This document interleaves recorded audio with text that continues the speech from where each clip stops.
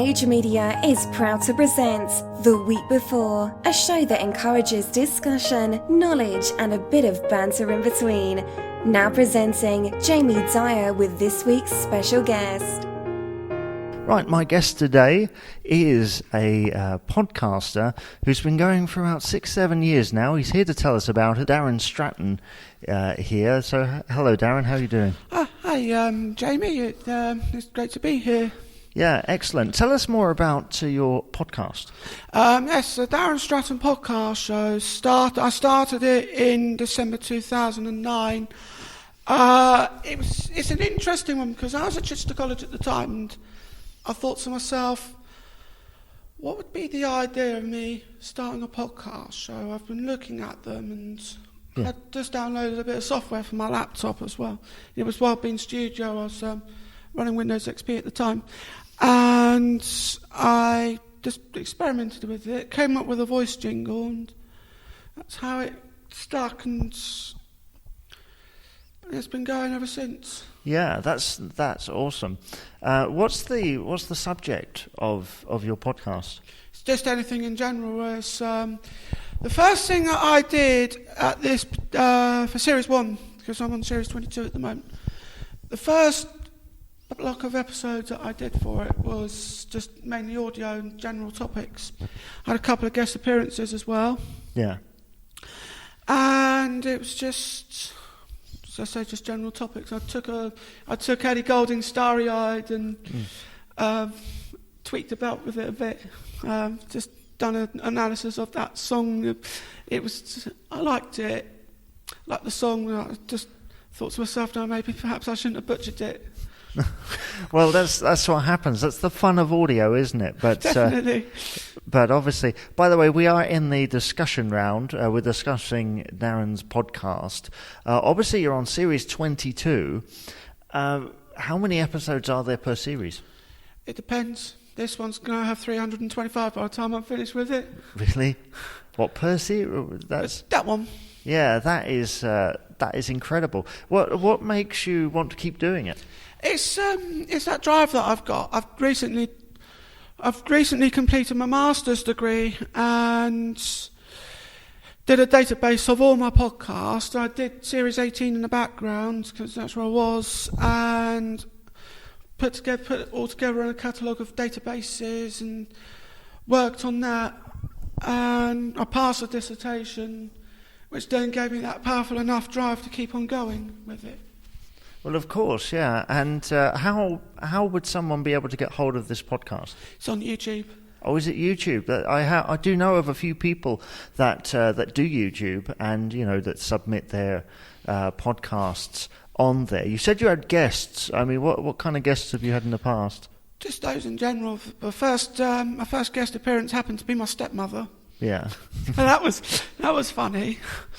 It was very funny, and keep tuned for the upcoming series I'm working on. I'm going to be doing a revisiting of places in the south of England, taking different modes of transport. It's going to be brilliant. And yeah, that sounds interesting. What kind of places have you visited?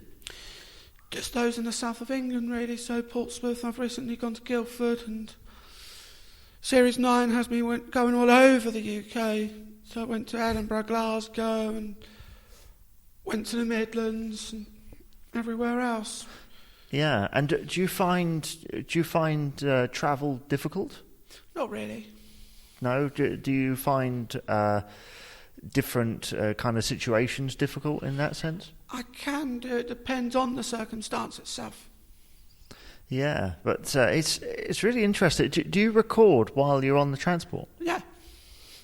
So that's amazing. Have you ever had anything happen which is a little bit unusual while you've been recording? Yeah, I got lost in a familiar place.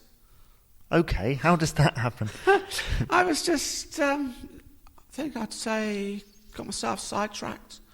The place where I found myself getting lost was in Worthing. Yeah, well, I I can understand that. I think many people have got lost in Worthing, especially from the train station. I mean, the train station is about 4 miles away from the town, isn't it? Yeah, there's 3 of them as well. Yeah, but that's right. Yeah, because there's Goring.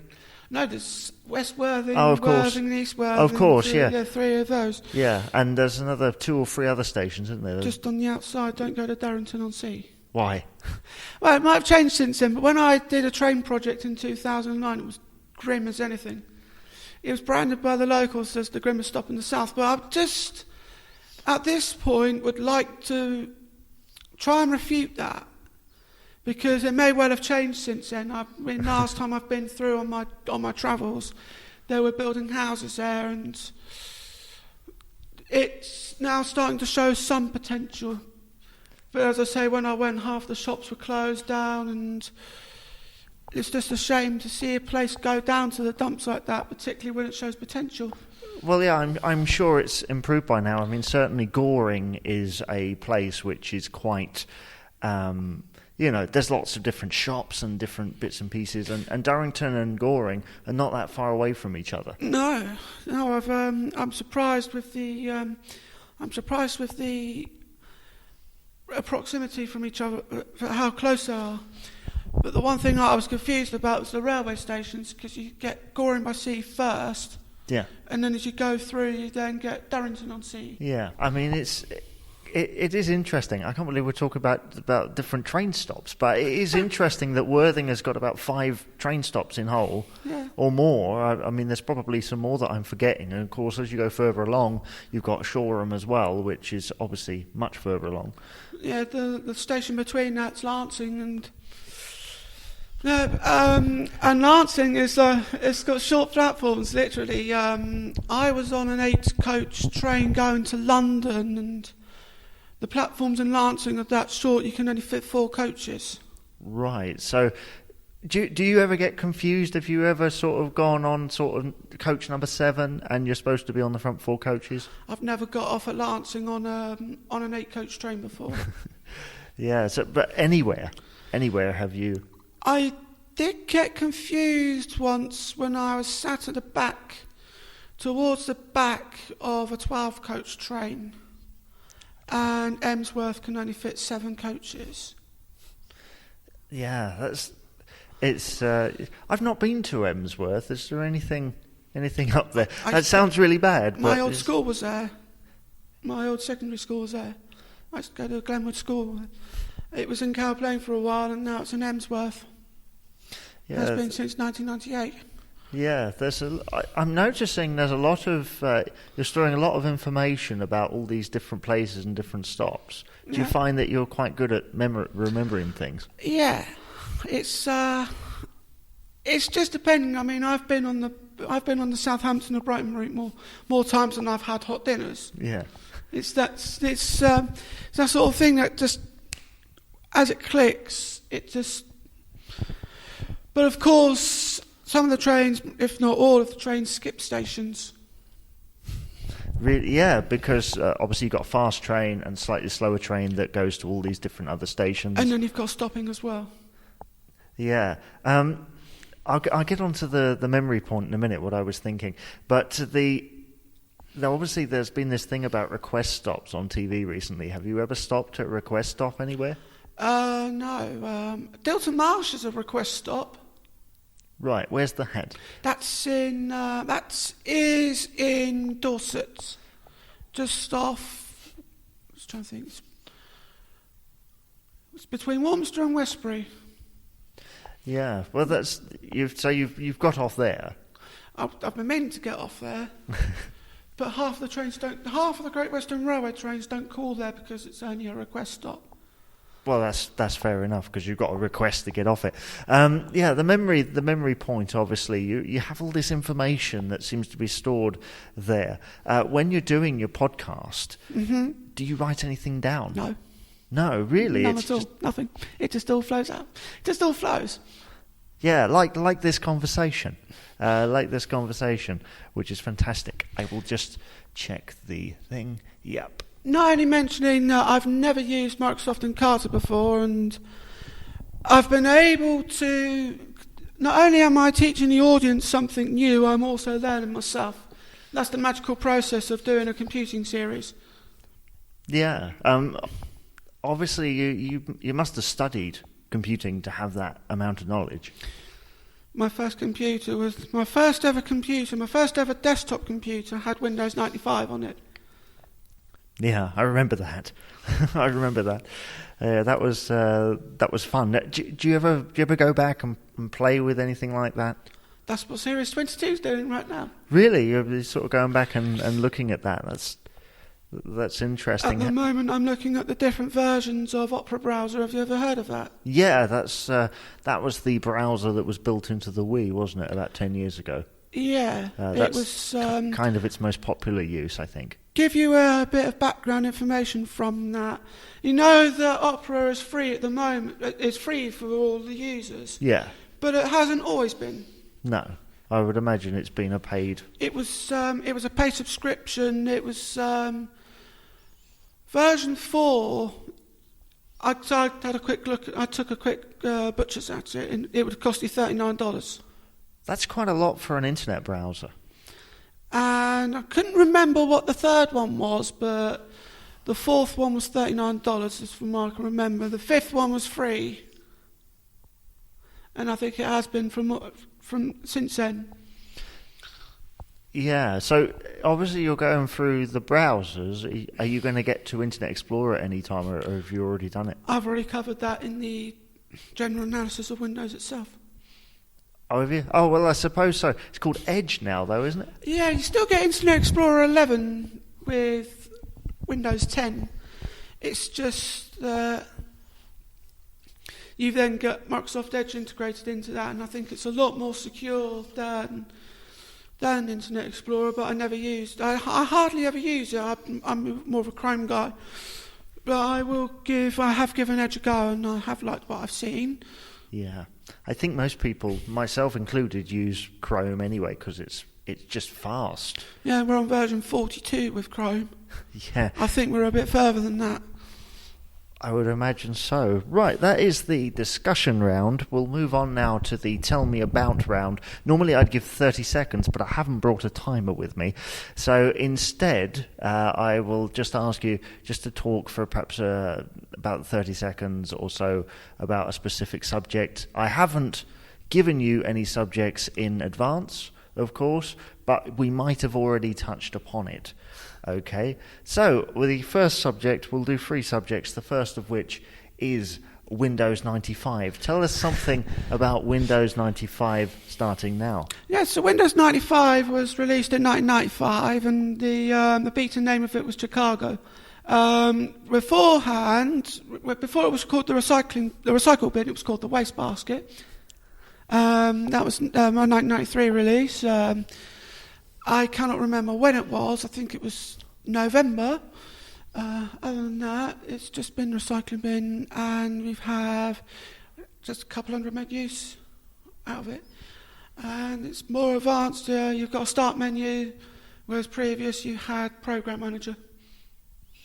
Yeah, well, that's the first subject. That's very well. See, off the top of the head thing. You see, it's doing the thing from the podcast. So let me, let me do something a little bit more topical. We'll do the second subject, which is the Southern Railway. So tell me something about the Southern Railway starting now. Yeah, so the first, there were 2 railway stations in Hampshire that are managed by Southern. They're Warblington and Emsworth. But they're mainly generated in Sussex, so the more Sussex way. The first one being Southbourne. We've just recently, you've heard of Gatwick Airport. That was first managed by Network Rail. That's now managed by Southern. Yeah. Has been since 2012. Yeah, there we are. That's the second subject. It amazes me how you can do it off the top of your head like that. People often say that about me as well. But let's do the third subject, which is completely out of nowhere, because I'm still formulating it as we speak. Tell me something about public transport. Yeah, there's buses, there's trains. There's a South West Trains train that runs to London from Portsmouth. and we've got someone that goes from Portsmouth, and he runs up to as far as Southampton, and with South West trains you go to as far as Exeter, or we've even had one go to Bristol. Yeah. So have you been to Exeter? Yes, I have. Yeah, I got lost there. I've been twice. I got off once and been through it to go to Plymouth. Why? What is the purpose of going to all these different places, or is it just a visit? It was not only just a visit. It's just not been there before, but I just wanted to go to somewhere that I could cover that's just not in the south of England, just out of my comfort zone, really. Yeah, and do you like doing that, challenging yourself to go somewhere completely new? I love it. Absolutely. That is fantastic. That I wouldn't even think about going to all these different places, and certainly Plymouth. I mean, what's in Plymouth? Well, that's where I first came across the Apple shop. Really? There's quite a few of those around, isn't there? There's one in Brighton. There's one in Southampton. There's one in Guildford. And have you been to all of the Apple shops along the? I've been to the one in Southampton. I've not been to the one in Guildford. I've been to the one in Plymouth, and I've been to the one in Brighton as well. Yeah. So do you do a lot of travelling, which amazes me. The obviously the you live just outside of Portsmouth. Is that where you're from, or is that just where you've decided to? I was born in Portsmouth. Yeah. St Mary's Hospital. And do you think that Portsmouth is quite a historic place, isn't it? Well, for one, we've got HMS Warrior. Been around since 1860, I think. Yeah, and there's lots of museums and things. Obviously, that's where the Mary Rose is as well. Yeah, that was 1863. Yeah, well, it's a bit earlier than that, isn't it? Yeah, you could be right. Yeah, and that's 1600 or something, isn't it? But I think it was 1863 when it was sighted in Portsmouth. Oh, right, I see. Yeah, you mean under the water? It's come to the surface. Yeah. It's been reimagined. So, the public can go through it and see the... I think the HMS, I think it's Mary Rose, it's those type of ships are now more likely to be a museum. Yeah. But based in the water. And do you think that's important to have those things on show? Absolutely. Just for the historical element, really, isn't it? Yeah, we can add definitely add some historical values to Portsmouth. Yeah, that's one of the things. Have you been to Chichester very much? I used to go to college. You went to college, of course Chichester you did. College. Yeah. Sorry, I skipped that college. I went to a different one, but I did come to the university. What was your experience of the college? I enjoyed it. It's got support. Picked up the Mike Pearson Award because of my knowledge of the trains. Yeah. And what was the Mike Pearson Award? It was just. I was trying to think. It was about. It's been a while since I got it. It was in 2013 that I got it. Yeah. I can't remember. It's just mainly based off my memory. Yeah, but it's fantastic, really, that that you went to try. Did you travel to and from Portsmouth every day to do that? I used to live in Hayling Island. Right. And I used to travel from Hayling Island. Which I suppose would be kind of the start of all your train travel, because you'd get quite used to it by then. Indeed. When I did the Southern Project in 2009, it was... I started off in Angmering, because I did everything alphabetically. I still did. So I'd then just do it along the route, but then list it alphabetically. Yeah, so have you done the alphabet, or are you still working through it? I did the alphabet. I couldn't think of many places to cover for specific letters. No, Z's a bit of a problem. Z's a bit of a problem, Yeah. unless you include something with the Z in its station code. I suppose, yeah. That's... So for one, Penzance. Well, that makes sense. Have you been down there? Yes. You have been down there. I've been to Penzance. Yeah, it's beautiful down that's in Cornwall, isn't it? Yeah, it's 10 miles away from Land's End, and I'm considering doing the Land's End to John O'Groats walk. Oh, are you? Do you know how many miles that is? Well, my route would be 920. That's quite a lot. I mean, obviously you use a lot of public transport. Do you do a lot of walking? I used to walk from, when I was younger, I used to walk from Lee Park to Southbourne and back. Right, so you're obviously used to that. Definitely. That is fantastic. By the way, we're on the third round. We should be on the third round anyway. But I'm just having such a great time, sort of just discussing things with you. So really, we say, well, what do you want to talk about? What's on your mind? You know, what are you thinking about? Just don't get me started. I've got so much I can talk about. I've recently completed the Now That's What I Call Music album collection. I've got all 93 volumes. Really? Wow, that's fantastic. I do a lot of collecting. Obviously, when I used to do music radio, you know, those albums are fantastic for not just the hits, but the weird ones, the really strange ones. I've just been listening to French Kiss by Lil Louis. It was a bit... it's on Now 16. It's... how can I put it? It's a bit erotic. Yeah, I can imagine. Is that... when you say you've collected them all, is that in different formats? Well, the first 10 are on tape, including number 15. Otherwise, the 15th volume would have cost me 70 quid if I got it on double disc. Yeah. But then I got it on tape and it cost me £4.49. Well, that's fine. There must be a lot of those on tape because they're great for the car. Even now, you know, they're great for the car if you've got a tape player. Yeah, they stopped at 63, unfortunately, on tape. Oh, I can imagine, because 64 is one of the best nows there is. It's fantastic. That's got the Zootons on it, Valerie. Yeah, that's quite, and was it The Feeling as well? It's all very... Zone, I think. Yeah, it's very kind of guitar-y on that particular. I think Chasing Cars is on that one as well. But there's quite a few. Sorry, I know a little bit about the Now albums. I've studied them a little bit because they are interesting. What do you think they say about popular music? Well, the fastest selling album of this year so far has been Now 93.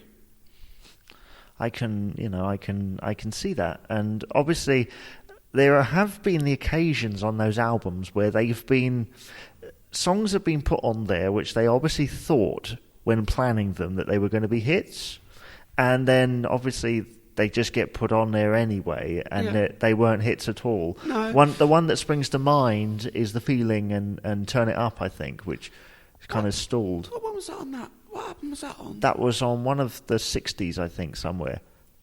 I think it most likely be 65 or 66. I think so. It was on one of those, and it certainly it wasn't a hit at all, but it just happens to be on there, and there are a few kind of minor hits on those things. Generally, the Now music then covers you up to the top 30.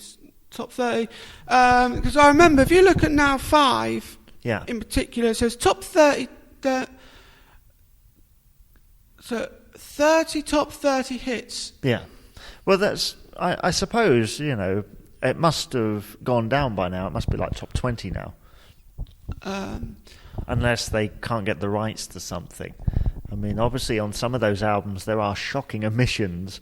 I mean, I think some of the Taylor Swift tracks don't end up on those albums. Yeah, No. I was surprised because I thought This Love by Maroon 5 would have ended up on a Now album, but it wasn't. No, She Will Be Loved did, though. That's on Now 59. Yeah. Wow, that is amazing. That's do you know those albums off by heart? I've looked through my music collection I've got on my phone.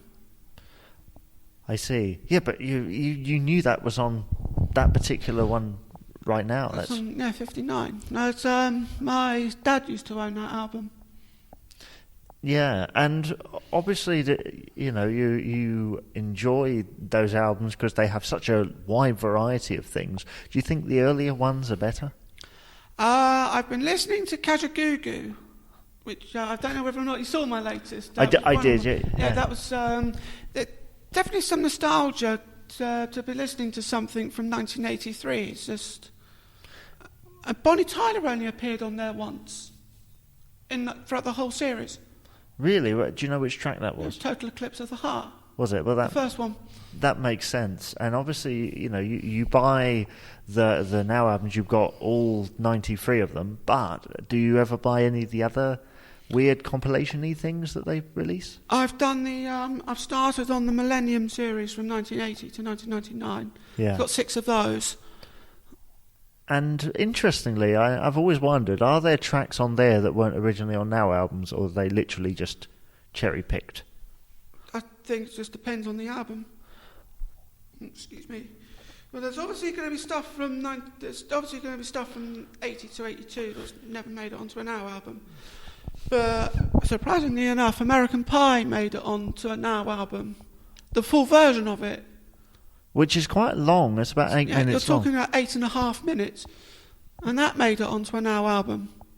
Do you know what the longest track is? I think it was that one. Would that be the longest? That would be the longest. I would imagine so. It is really fascinating, actually, to see interest in that because of the popular music. Have you started on the other one, or is it the Hits series? You started on that one? No. No? Any interest in starting on that one? I don't even know where we are, or if I can get any of the earlier ones. Yeah. I think it started the same time as the Now Music. I think so, and they stopped 1983. them. They stopped them about 5 years ago. So they're literally, I think there's only like 60 of them or something. Yeah, I think the 57th one was 2004. Yeah. I think it was. Unless I'm getting that from when Now 57 was released, which was 2004. Yeah, that is amazing, and it's good actually to see that they still have relevance even after they've been released.